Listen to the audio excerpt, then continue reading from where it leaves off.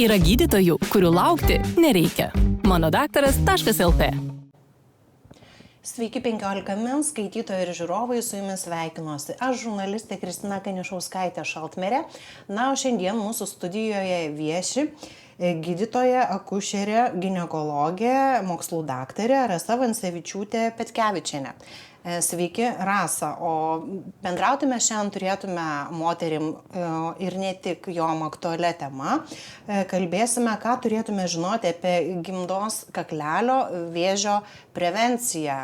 Ir klausimas, kodėl čia ir dabar, atsakymą taipogi esam parepetavę, o jisai skamba taip.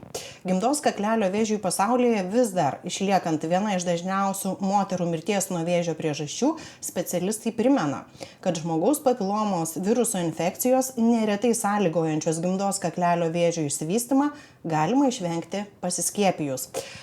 Moteris klausia, ar tikrai taip, ar to gana.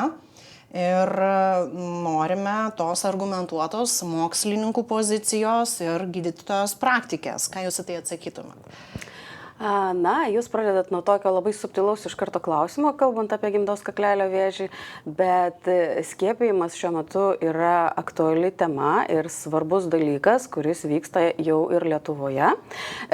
Skiepijimas nuo žmogaus papilomos viruso aukštos rizikos štamų gali apsaugoti nuo konkrečiai tų štamų patekimo, ne nuo patekimo, bet nuo poveikio žmogaus organizme. Turime žinoti, kad žmogaus papilomos viruso rūšių yra labai daug. Jie yra padalinti į dvi pagrindinės grupės, tai yra aukštos ir mažos rizikos. Aukštos rizikos žmogaus papilomos viruso štamai yra atsakingi už ląstelių gimdos kaklelėje pokyčius, kurios laikui bėgant gali tapti vėžio ląstelėmis. Ir pagrindiniai štamai yra 16 ir 18, bet jų yra gerokai daugiau. Moteris dabar, žinokit, krapšto, ir sako, kas tie štamai, kas nėra susidūręs, nesupranta. Tiesiog tipai, rūšys, jeigu mes tiesiog galėtumėm vardinti 1, 2, 3, 4, 5, bet šiuo atveju kiekvienas iš jų turi prie savęs skaičiuką.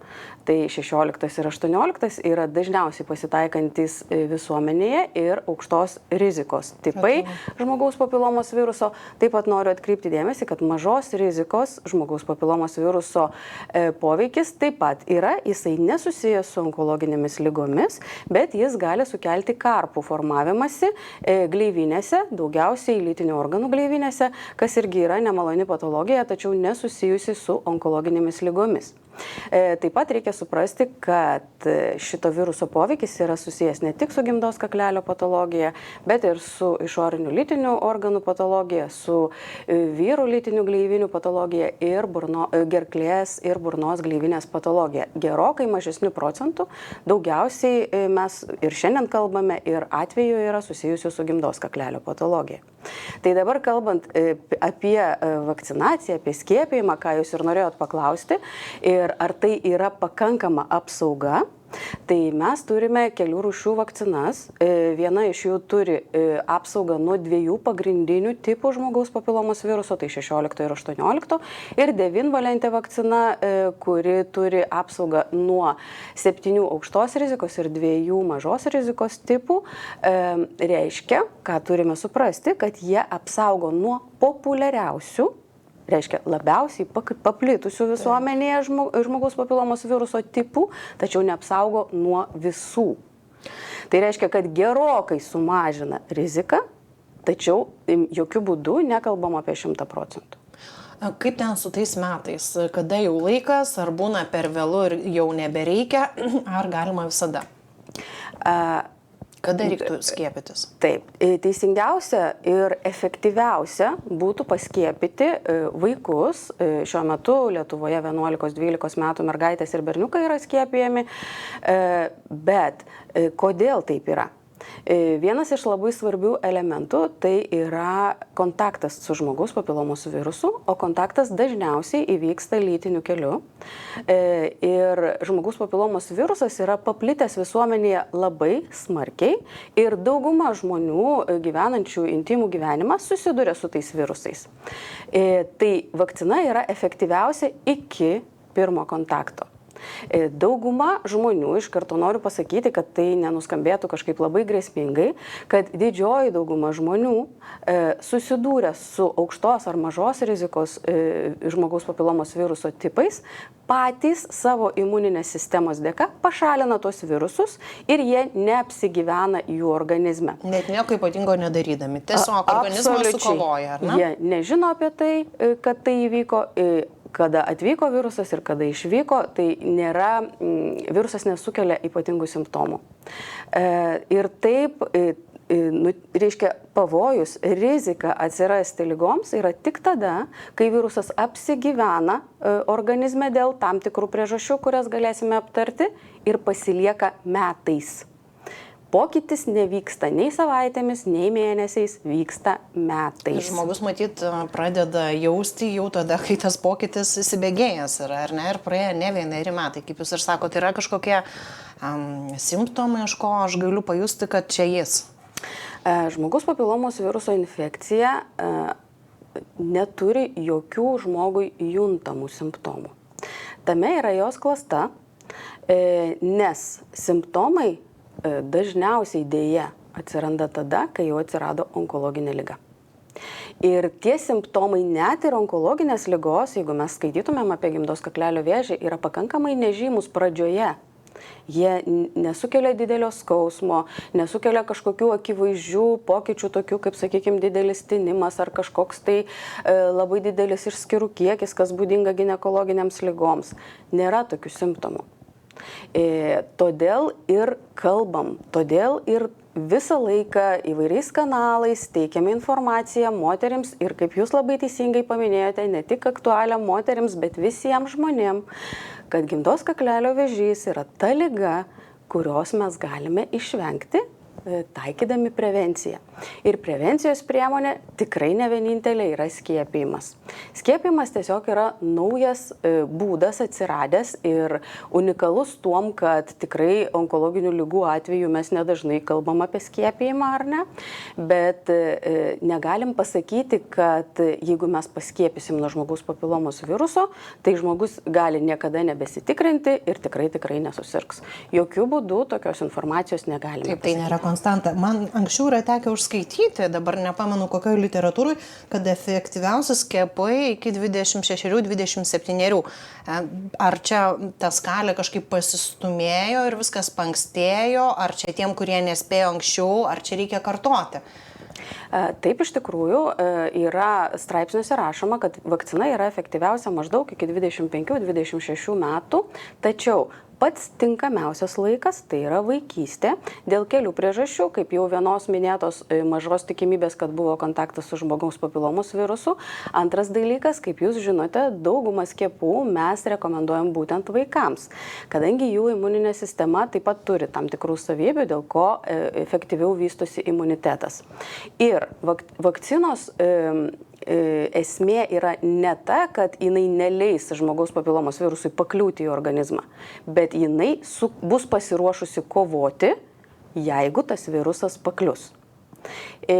Vėlesnis skiepijimas taip pat yra efektyvus, vėlgi labai priklauso nuo individualios žmogaus istorijos, nuo jo gyvenimo būdo, nuo kitų ligų ir panašiai, bet yra laikoma, kad iki 26 metų tikrai pakankamai efektyvu tai daryti. Vėliau vėlgi yra diskusija, yra įvairūs niuansai su kiekvienos moters istorija. Dažna moteris, kurie ateina tikrintis nuo to gimdos kaklelio, ar ne, turi jinai vėžį, ar ne, matyti net ir nežino, kas yra tas gimdos vėžys. Be jokios abejonės ir neturi žinoti. Kol nesusidūrė, ar ne? Moteris turėtų žinoti, kad jai yra prasminga tikrintis.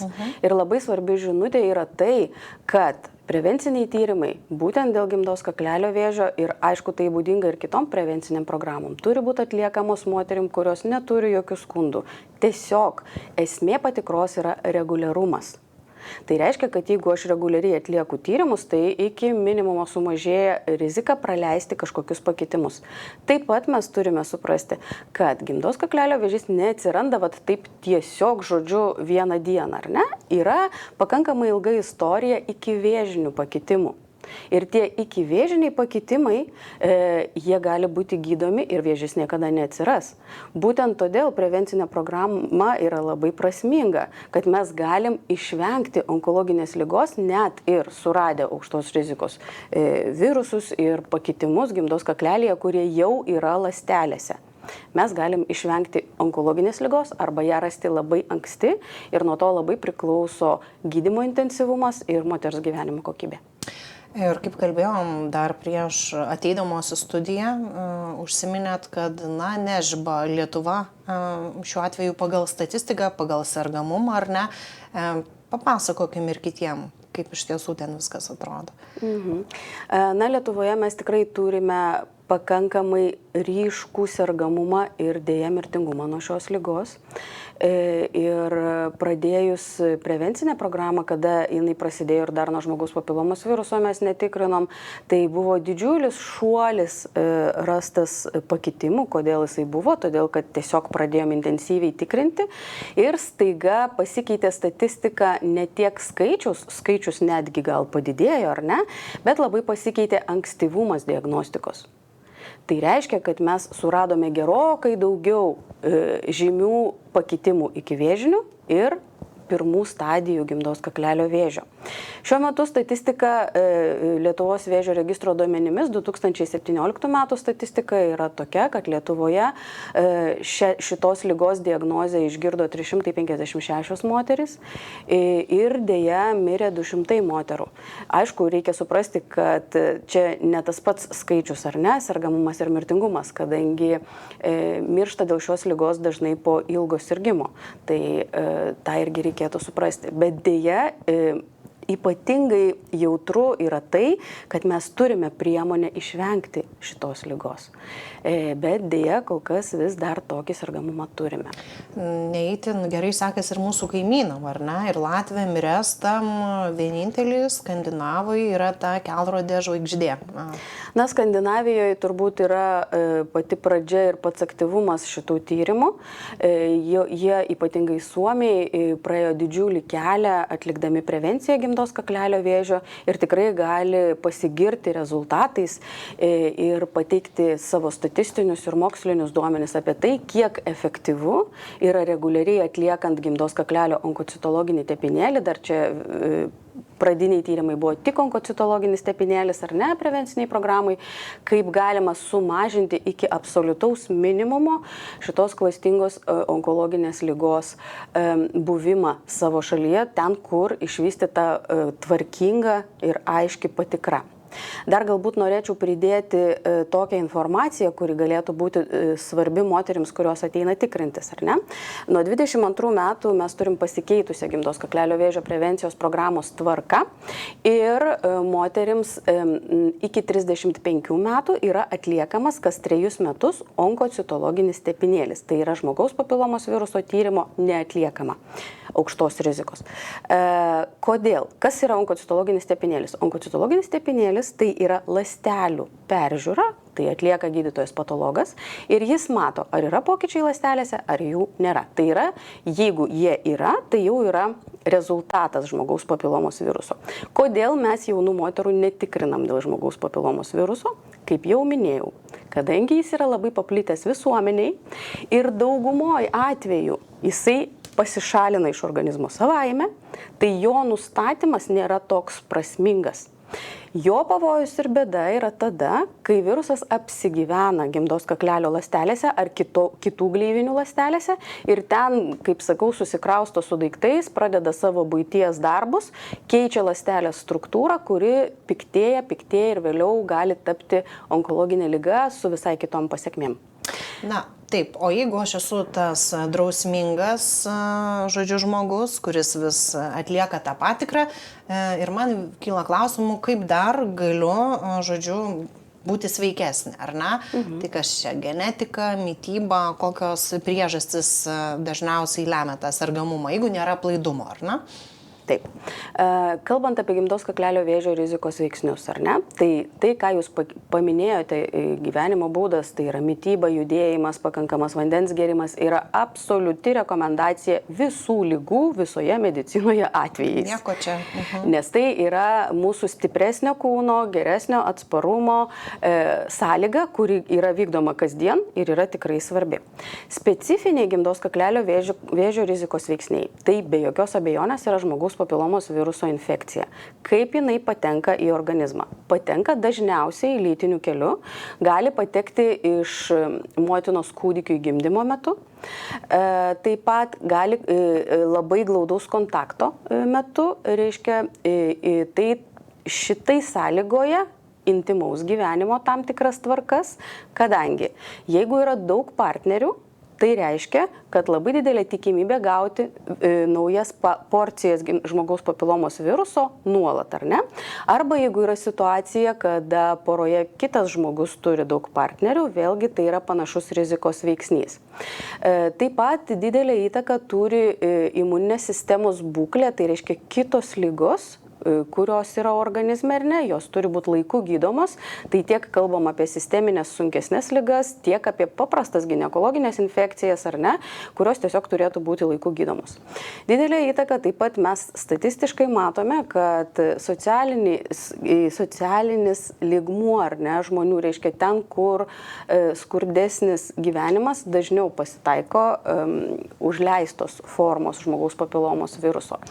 Taip pat daug gimdymų, ypatingai traumatinių gimdymų, gali būti rizikos veiksnys, dėl suprantamų priežasčių, kad atsiranda plyšimai gimdos kaklelio ir gleivinė nėra tokia sveika ir apsaugota, kaip buvo iki tol.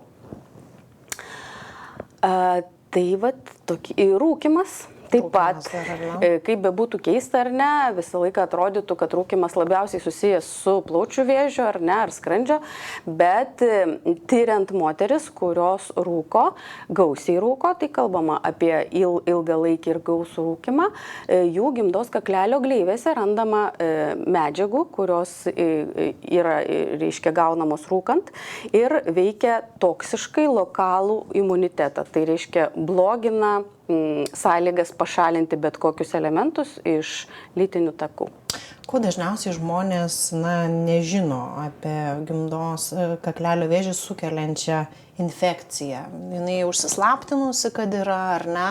Ar numoja ranka, kad sako, nerado viskas man gerai, tai žodžiu ir gyvenimas yra šventė, ir rūkau, ir ten myliu laisvai, meilių turiu daug, ar ne, ir staiga vieną dieną pareina man, ar ne?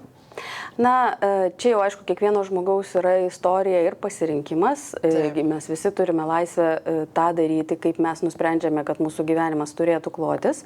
Bet ką turim turėti omeny, ar ne? Žmogaus papilomos viruso infekcija lygiai taip pat, kaip kitos lytinių kelių plintančios infekcijos pakliūna į organizmą. Tai net jeigu žmogus pasiskiepijo, tai jis pasiskiepijo tik tai nuo vieno galimo agento ar ne, kuris gali pakliūti į organizmą. Tai visiškai nesaugo nuo kitų, nuo tokių pavojingų kaip hepatitas C ar reiškia žmogaus imunodeficito virusas, živ taip vadinamas, ir kitų dar paprastesnių ir lengviau gydomų sutrikimų. Tai apie tai be abejo reikėtų pagalvoti. Rūkymas tai kaip rūkymas. Vėlgi apie rūkymą galima pasakyti taip. Labai dažnai rūkymas tai yra bendravimo priemonė.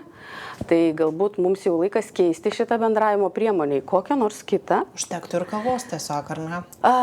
Galbūt kartais, bet dar vienas yra įdomus niuansas apie rūkymą, kad rūkymas dažnai mums duoda nusiraminimą. Ir dažnai parūkyti išeina žmonės tada, kai nori atsitraukti nuo veiklos, kurioje degė, buvo stresas ir ačiū Dievui yra, reiškia, aš galiu sau leisti išeiti, nes turiu priežastį.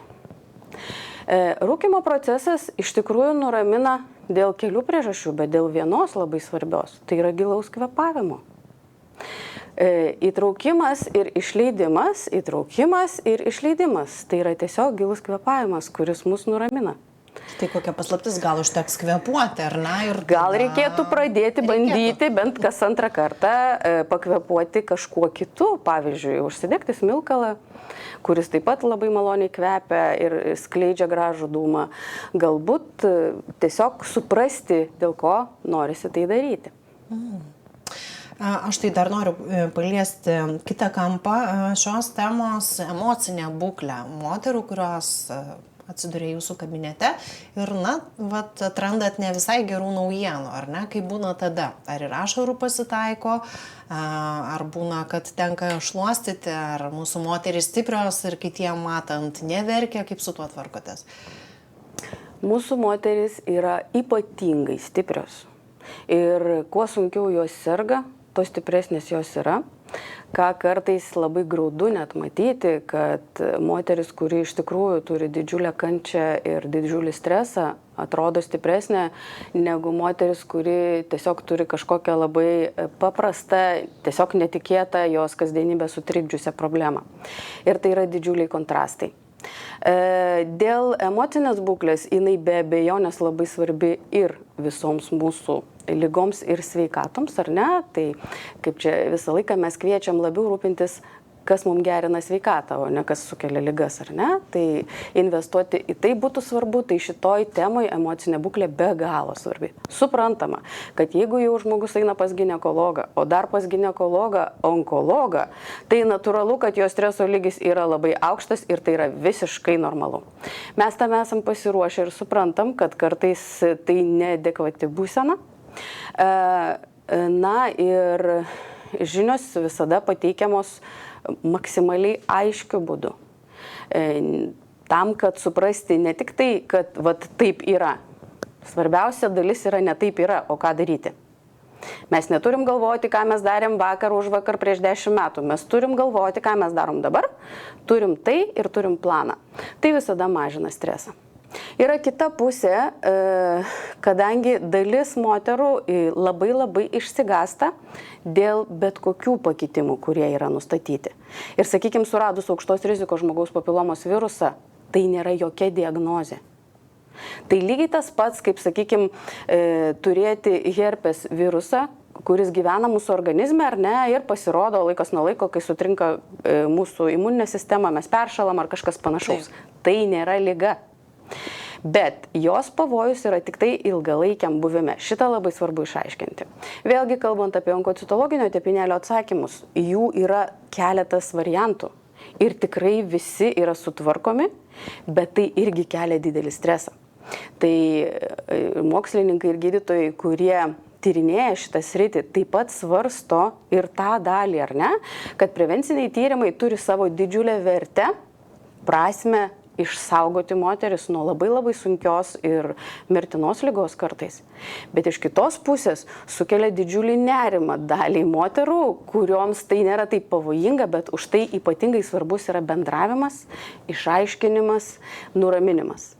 Nes būna tokių atvejų, kai atvyksta moteris iš šeimos gydytojų klinikų, o šeimos gydytojams, aš kaip sakau, visada žemai lenkiu galvą, nes jų darbas yra toks, kad jie turi žinoti viską apie visus, bet kokio amžiaus ir visų specialistų, žodžiu, niuansėlius, kada ką daryti. Taip, tai ko gero neįmanoma, bet jie labai stengiasi.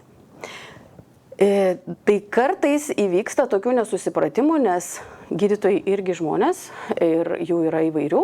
Deja, kartais žmogus atlikęs prevencinius tyrimus tiesiog savo klinikos registratūroje gauna siuntimą pas onkologą.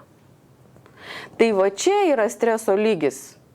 Labai didelis. Ir dar kol patenka, tenka 3 mėnesius luktel, tarkim, ar ne? Ir žmogus nežino, kas yra, o kartais yra labai nedideli pakitimai, dėl kurių atvykus pas onkologą, jam onkologas pasako, ta prasme, labai malonu, kad jūs atėjote, bet aš nieko jums negaliu. Ta prasme, jūs ne čia atėjote, viskas jums sąlyginai gerai, jūsų toks planas, ar ne? Tai tas žmonių informavimas ir, aišku, papildomų žmonių turbūt poreikis, tie, kurie galėtų kalbėti su žmogum, tie, kurie galėtų skirti laiko daugiau, nes tikrai apkrovimas ypatingai šeimos klinikose yra begalinio intensyvumo ir tų klausimų visokiausių ir kartais tikrai galbūt nepakankamai paaiškinama prieš siunčiant toliau. Ką patartumėt žmogui, kuris laukia 3 mėnesį ir sako dar prieš jūs, panašu, dar po 15 dienų. Kaip save raminti, ką savo sakyti, kad gali būti ir gerai, ar ne, ta viltis turėtų išlikti, ką jūs pati savo sakot, juk irgi einat kartais pasitikrinti. Be abejonės ir bet koks kontaktas su medikais irgi yra stresas, net kai tu nelauki jokių ypatingai grėsmingų žinių. Kadangi tu tiesiog patiki save staiga netikėtai kažkokiam kitam žmogui, kitai tvarkai, kažkokiem kitiem reikalavimam. Kalbant apie laukimą, ar ne, jeigu iš tikrųjų žmogus turi siuntimą su diagnoze, kad įtariama onkologinė liga, jis tikrai nelaukia 3 mėnesių. Mūsų Nacionaliniam vėžio institute, kur aš dirbu, mes turime žalius koridorius tiems, kurie pirmą kartą kreipiasi į onkologijos institutą. Tai reiškia, jie turi siuntimą, kuriame šeimos gydytojas arba gydytojas specialistas atlikęs kažkokį tai tyrimą pagal ligos lokalizaciją parašo, kad yra onkologinė liga. Tie žmonės priimami 2-3 savaičių bėgyje, vienareikšmiškai, kartais netgi dar skubiau, jeigu tai yra kažkokia ypatinga situacija. Dabar daugiausiai laukti tenka žmonėms, kurie pakartotinai lankosi, yra stebimi dinamikoje, bet jiems ir tenka laukti kažkiek tai laiko, nes stebėjimo esmė ir yra patikrinti žmogų kas tam tikrą laiką. Dabar laukimo eilės gana didelės gali pasitaikyti ne onkologijos srityje, ar ne? Taip, iš tikrųjų, apkrovimas didėja, specialistų mažėja, nes nuo tų krūvių pradedi kartais nebesuprasti, ką tu čia darai, ar ne? Tavo profesija yra žmogų gelbėti ir žodžiu taip pat, ne tik tai medicininėmis procedūromis ir jeigu tu neturi tam laiko arba jėgų, tai truputėlį pradedi praradinėti prasmę savo profesijos. Tai manau, kad tas irgi turi reikšmės, kodėl tie medikai išsenka, perdega arba pradeda kažkokius turėti ypatingus reikalavimus dirbdami privačiose klinikose. O jūs kodėl į šią sritį atėjote, kodėl ėmėtės gydyti kitus? Čia pašaukimo dalykai ar gyvenimo atsitiktinumas? Kaip viskas susidėliojo? Mediciną pasirinkau, ta prasme, neturėjau didelių abejonių, kad rinksiuos mediciną, rinkausi tarp medicinos ir biologijos mokytojos kažkada tai, nes man buvo įdomu turbūt nuo vaikystės šitie dalykai. Taip pat aš turėjau 2 labai gražius pavyzdžius savo šeimoje, tai ir mano senelis ir mano močiutė yra abu gydytojai. Tai ta sritim man buvo lengviau domėtis, nes aš mačiau ir knygų ir galėjau patekti į gydymo įstaigą ne tik tai kaip pacientas, bet truputėlį kaip žiūrovas. Ir jau mokykloje domėjausi šitą sritimi. Kai stojau į mediciną, jokių būdų nemaniau, kad būsiu akušerė ginekologė, tikrai ne. Kadangi tai ir su chirurgija susijusi šiek tiek specialybė, ne šiek tiek, kai kas labai, labai smarkiai pasuka į tą sritį, tiesiog yra galimybė tam. O jau rezidentūroje mokydamasi, net pirminiai rezidentūroje turbūt ir paskutiniuose kursuose, kai buvo akušerė ir ginekologija, tiesiog supratau, kad man tai labai svarbu.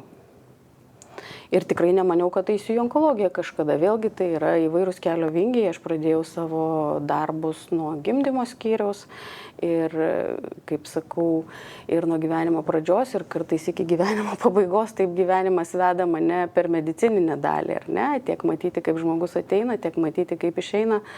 Tai yra didžiulės tokios ir asmeninės patirtis, ir profesinės patirtis, ir tokio plataus regėjimo lauko specialybė. Štai taip kalba gydytojai dirbantis iš pašaukimo. Tikiuosi, kad visą šį laiką buvo įdomu, patrauklu ir naudinga būti kartu su mumis. O aš priminsiu, kad studijoje viešėjo Rasa Vancevičiūtė-Petkevičienė, kaip jau girdėjote, besidarbuojanti Nacionalinio vėžio institute ir mokanti Vilniaus universiteto studentus. Ačiū, kad buvote kartu ir lauksime jūsų čia kitą kartą. Ačiū, Rasa, kad atėjote. Ačiū Jums. Iki malonaus. Visi gydytojai pirštu pasiekiami. Mano daktaras.lt